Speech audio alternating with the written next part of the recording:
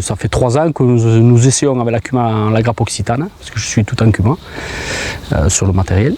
Nous essayons un peu d'installer des semences dans nos cultures et de mécaniser le moins possible les sols pour essayer de les régénérer.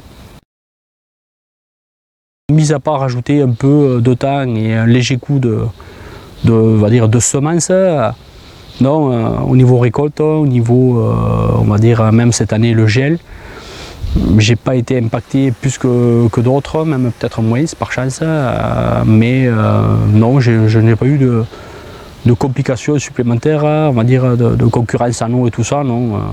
J'ai pas eu de ce problème à ce jour. Voilà, sur les 3 ans, j'ai pas eu de problème.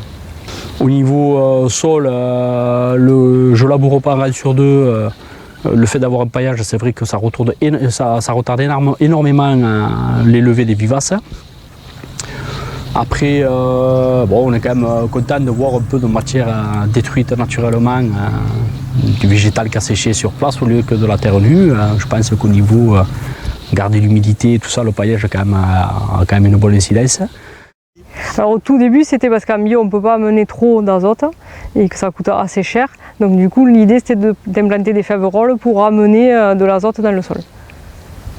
Voilà. Et après, on a découvert donc, par rapport à des formations qu'il y avait moyen de le pousser beaucoup plus loin en fait et qu'il y avait un autre intérêt que simplement d'amener de l'azote, de redonner de la vie au sol, de mettre plusieurs espèces au lieu d'une et donc voilà, d'essayer de faire des paillages pour avoir moins de chaleur au niveau du sol en plein été, de garder l'eau et ainsi de suite. Après, c'est globalement moins de travail sur l'exploitation, puisqu'il y a quand même un rang sur 2 qu'on ne travaille pas. Alors que quand on fait que labourer, que passer des cadres, si fait des années pluvieuses, il faut quand même passer régulièrement. Ben là, en fait, on fait un roulage une fois et puis on peut arriver au vendange. Bon, cette année, voilà, des mauvaises herbes s'étaient développées parce qu'il y a eu quand même quelques rosées, quelques petites pluies qui ont favorisé l'herbe. Donc il a fallu que je fasse juste un coup de tonneuse avant les vendanges. Mais globalement, en fait, je travaille en temps de travail, je passe beaucoup moins de temps et en temps de tracteur aussi. Donc c'est intéressant, très intéressant. Et pour l'instant, je maintiens les rendements, voire je les améliore. Donc je continue, quoi. En fait, on a été formés. Je pense qu'il y a au moins 2 générations d'agriculteurs qui ont été formés à faire de la culture hors sol.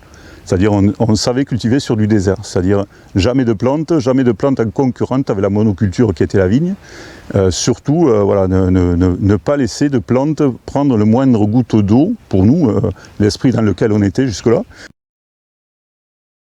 La crainte des producteurs voilà, de vignes entre autres, c'est que pendant la période estivale, ça amène encore plus de stress hydrique.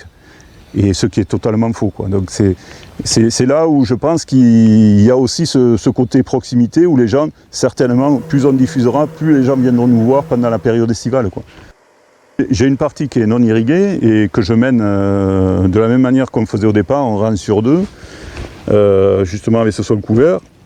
Maintenant qu'ils vont passer en semis tous les rangs, avec un système de scalpage et donc qui seront coupés donc, au printemps avant que la vigne redemande. Et pour l'instant, j'ai pas de différence non plus.